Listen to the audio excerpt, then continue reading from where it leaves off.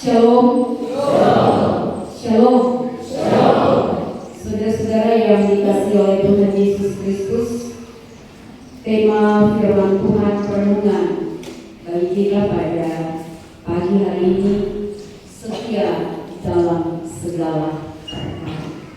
Setia dalam segala perkara. Papa Mama kekasih Tuhan, kata setia dalam Kamus Besar Bahasa Indonesia, setia artinya patuh, setia artinya taat, tetap teguh hati. Keteguhan hati itu diperlukan dalam kita menjalani proses untuk mencapai segala harapan, mencapai cita-cita atau impian hidup.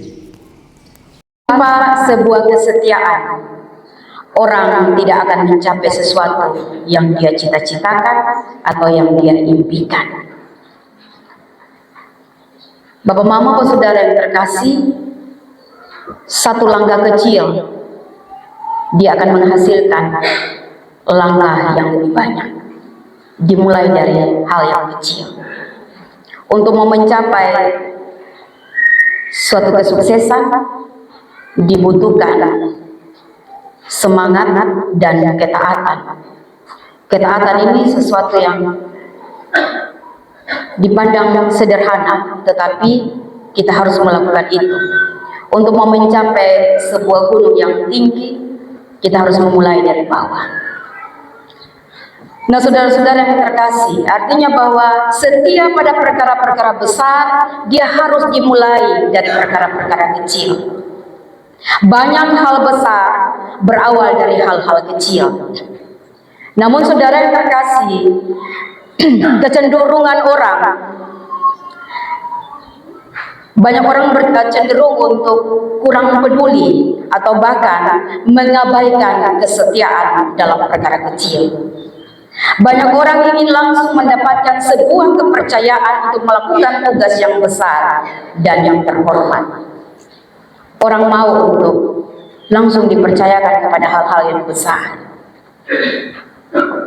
Tetapi saudara yang terkasih, kenyataannya kita harus memulai dari bawah.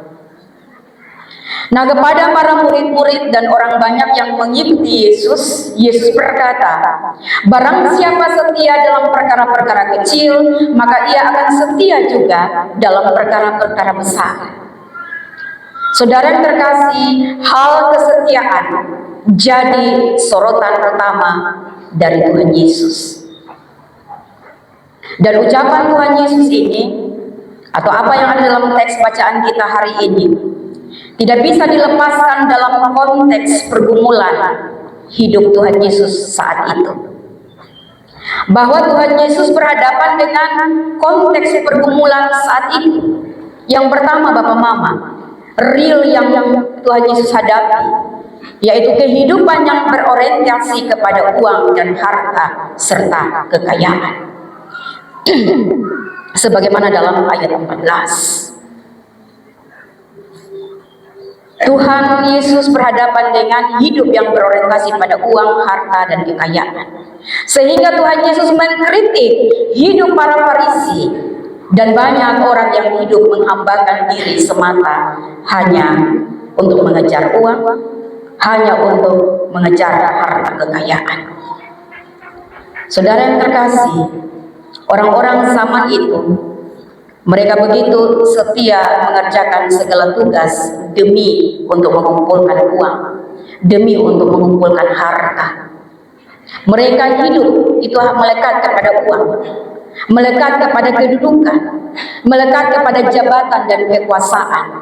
Maka saudara yang terkasih, tidak heran para Farisi dan banyak orang begitu serakah akan uang untuk mempertahankan kedudukan mereka, untuk mempertahankan kekuasaan, jabatan. Akibatnya Tuhan dilupakan, Tuhan dinomorduakan. Kekasih-kekasih Tuhan, bagi Tuhan Yesus, para murid tidak boleh pilih kasih, yaitu pilih akan uang atau harta kekayaan, dan kasih akan Tuhan dalam kedudukan yang sama. Tuhan mau bilang kepada para murid bahwa jangan cinta akan uang itu dia menjadi sama dengan cinta kepada Tuhan. Harus pilih, artinya bahwa harus salah satu saja. Sehingga dalam firman ini dikatakan bahwa seorang hamba tidak dapat mengabdi kepada dua tuan sekaligus. Tidak bisa. Karena pasti dia akan sayang yang satu, yang satunya dia benci. Yang satunya dia indahkan, yang satunya dia akan kepala batu. Dia akan kepala keras. Disinilah Tuhan Yesus mau bilang kepada para murid, tidak boleh pilih kasih akan uang atau harta kekayaan dan kasih akan Tuhan dalam kedudukan yang sama. Harus ada pilihan antara mengasihi Allah atau mamon. Mamon berasal dari kata Arab, yaitu mamona, yang berarti rumah, harta, benda atau kekayaan yang dijadikan hati orang itu akhirnya menjadi tamak dan serakah. Jadi saudara, mamon itu artinya harta, uang, kekayaan. Nah ini yang Tuhan Yesus mau bilang bahwa harus bisa memilih antara mengasihi Allah atau mamon. Soalnya bisa itu disamakan. Dan saudara-saudara yang terkasih, ternyata masalah yang selama ini manusia anggap besar yaitu perkara uang. Manusia anggap itu perkara besar. Tetapi Yesus menyebutnya sebagai perkara yang kecil. Sedangkan perkara yang besar itu mengacu kepada hal-hal yang bernilai kekal. Perkara besar menurut Tuhan Yesus itu adalah kebenaran yang tidak pernah lengkap oleh waktu, tidak akan pernah tergerus oleh zaman ini. Saudara-saudara yang terkasih, meski hidup di dunia membutuhkan uang, semua kotong butuh uang. Tidak ada yang anti uang. Semua orang butuh uang. Namun kebutuhan manusia tidak sekedar soal uang atau mengumpulkan harta dan kekayaan. Ambisi hati untuk hidup semata-mata mengumpulkan uang itu adalah cara pandang yang salah dan itu menyesatkan. Saudara yang terkasih, jika seseorang setia dalam perkara kecil yakni mencari dan mendapatkan uang atau harta dan kekayaan, maka dia juga mesti setia dalam perkara yang besar, yakni mencari kehendak Allah untuk mengumpulkan harta surgawi, yakni hidup kekal di surga bersama Allah. Artinya bahwa Tuhan Yesus melarang untuk bekerja untuk mengumpulkan harta uang, tetapi juga harus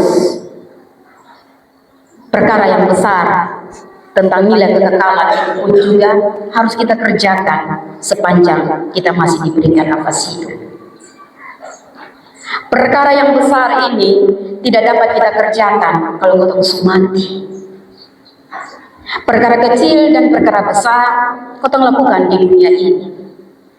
Tetapi janganlah perkara kecil yang tentang mamon, tentang harta kekayaan dan uang, dia melebihi dan pada akhirnya kita lupa tentang hidup kekekalan.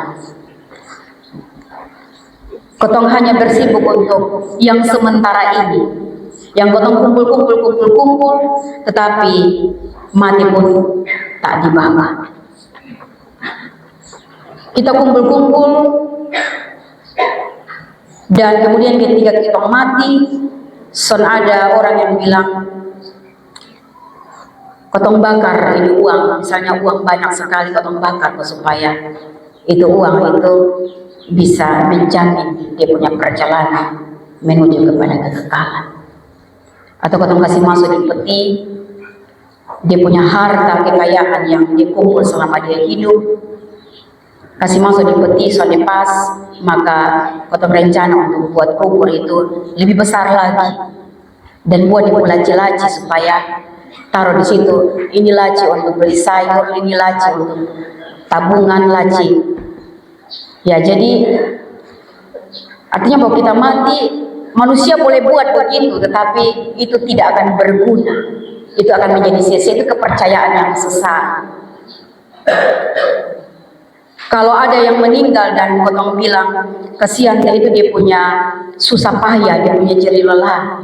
Jadi biarkan dia menikmati sampai kepada dia punya hidup yang di alam seberang sana. Maka potong harus kasih masuk semua. Parega dia punya semua rantai-rantai, dia punya cincin kaki, cincin jari, galang tangan, galang kaki, semua itu potong kasih masuk, potong kasih pakai. Bapak mama, bapak saudara yang terkasih, itu hal pekerjaan yang sia-sia dan itu menyesatkan. Apa salahnya potong meninggalkan itu kepada anak cucu kita, karena mereka masih melanjutkan hidup. Bapak mama, bapak saudara yang dikasihi oleh Tuhan Yesus Kristus,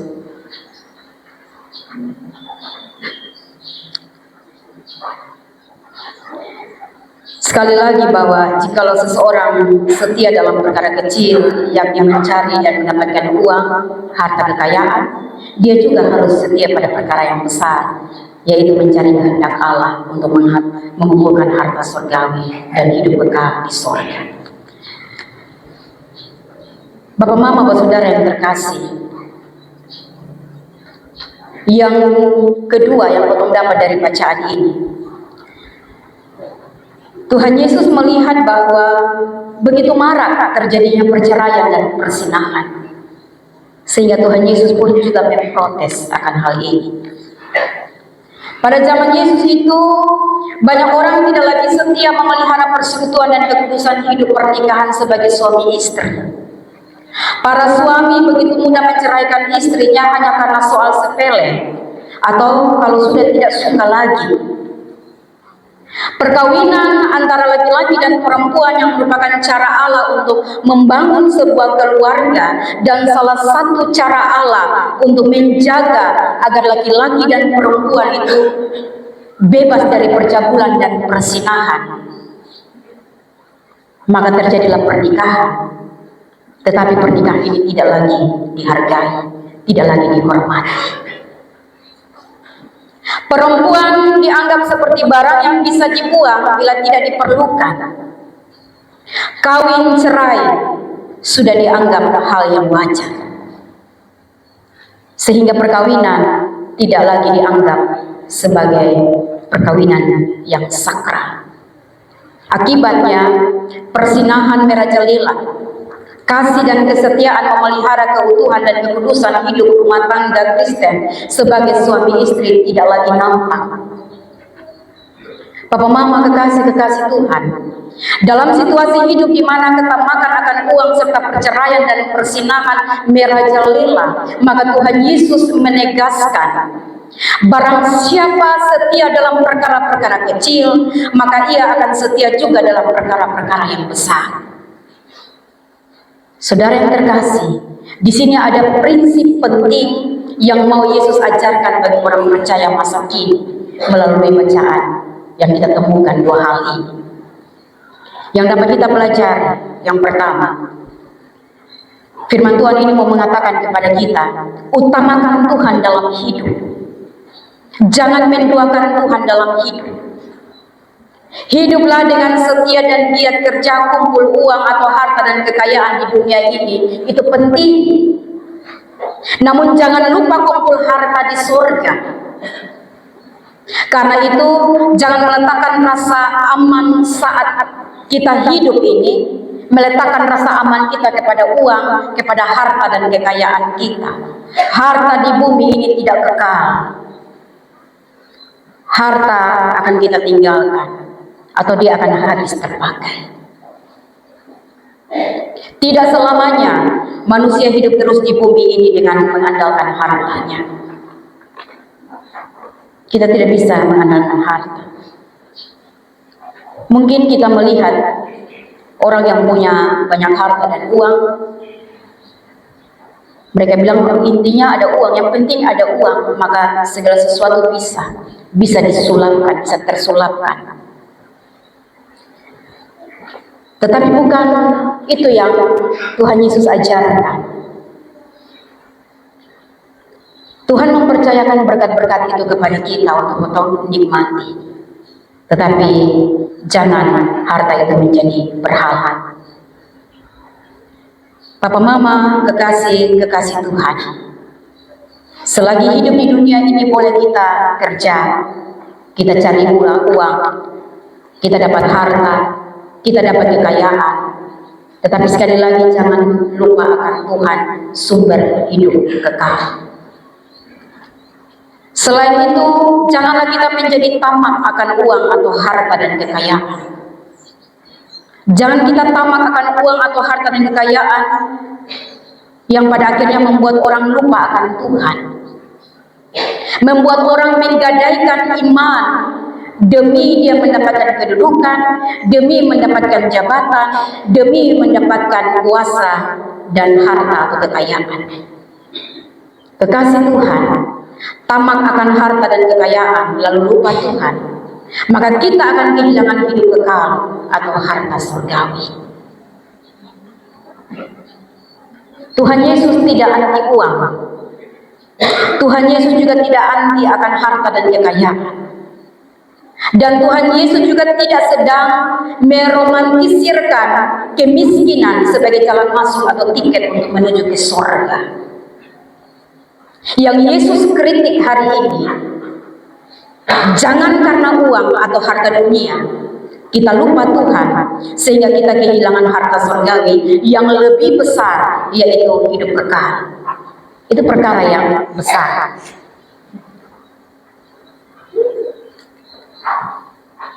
Saudara yang terkasih, hidup kekal sebagai harta surgawi tidak bisa dibeli dengan uang. Kita punya uang yang banyak, kita menabung, kita punya deposito ada di semua bank. Lalu kau bilang sekarang kau hanya makan di bunga sah, son perlu kerja lagi, kita makan bunga sah, karena ada di semua bank. Tetapi saudara-saudara yang terkasih, deposito kita yang banyak itu tidak akan bisa membeli harta surga.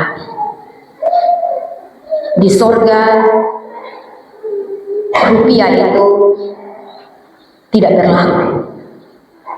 Dolar juga tidak berlaku. Mata uang apapun yang ada di dunia ini tidak berlaku. Maka saudara yang terkasih, kalau Tuhan masih anugerahkan hidup di dunia ini, bolehlah bekerja untuk mengumpulkan uang atau harta kekayaan, tapi jangan lupa Tuhan. Dalam kesetiaan kepada Allah, kita dapat giat bekerja mendapatkan uang atau harta untuk hidup di dunia ini. Dengan demikian kita tidak kehilangan harta surgawi yang hidup kekal di surga setelah hidup di dunia ini berakhir. Tetap ingat Tuhan. Yang kedua atau yang terakhir yang dapat kita pelajari dari firman Tuhan ini, saudara yang terkasih, setialah dalam memelihara keutuhan dan kekudusan hidup rumah tangga sebagai suami istri. Tuhan menentang adanya perceraian dan persinahan dalam hidup berumah tangga.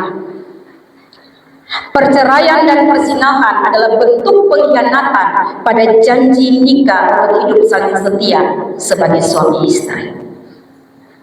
Suami adalah orang yang paling dekat yang Tuhan tempatkan dalam hidup seorang istri, dan sebaliknya, istri adalah orang yang Tuhan tempatkan begitu dekat dengan suami. Maka saudara yang terkasih, sebagai rumah tangga Kristen, hiduplah, belajarlah untuk menjunjung tinggi kau punya janji nikah. Belajarlah setia dan memelihara kekudusan hidup pernikahan kita. Kenapa? Karena Allah yang kita sembah dalam Yesus Kristus adalah Allah yang setia, Allah yang kudus. Allah setia, Allah kudus. Maka saudara dan saya pun juga harus setia dan kudus. Mari kekasih-kekasih Tuhan, kita setia hidup bersama dengan Tuhan, melayani Tuhan, setia melakukan pekerjaan-pekerjaan Tuhan, Setia juga melakukan pekerjaan-pekerjaan kita untuk mencari uang untuk memenuhi kebutuhan hidup. Setia memelihara keutuhan dan kekudusan hidup pernikahan sebagai suami istri. Setialah melakukan segala hal dalam segala perkara yang baik dalam hidup sebagai anak-anak Tuhan. Sebab saudara yang terkasih, hal itu berkenan kepada Tuhan dan mendatangkan upah yang besar di surga. Kiranya Tuhan menolong dan memberkati kita di dalam kita menjalani hidup ini setia dalam segala perkara kecil maupun perkara besar. Tuhan memberkati kita. Amin.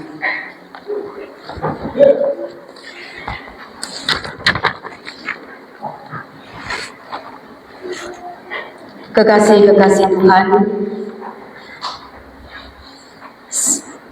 saya persilakan kita berdiri. Dan marilah kita mengikrarkan pengakuan iman kita berdasarkan pengakuan iman rasuli. Baiklah, masing-masing kita berkata, aku percaya kepada Allah, Bapa yang Maha Kuasa, Khalik langit dan bumi, dan kepada Yesus Kristus, Anaknya yang tunggal, Tuhan kita, yang dikandung daripada Roh Kudus, lahir dari anak darah Maria, yang menderita di bawah pemerintahan Pontius Pilatus, disalibkan, mati dan dikuburkan, turun ke dalam kerajaan maut. Pada hari yang ketiga, bangkit pula dari antara orang mati, naik ke sorga, duduk di sebelah kanan Allah, Bapa yang Maha Kuasa, dan akan datang dari sana untuk menghakimi orang yang hidup dan yang mati.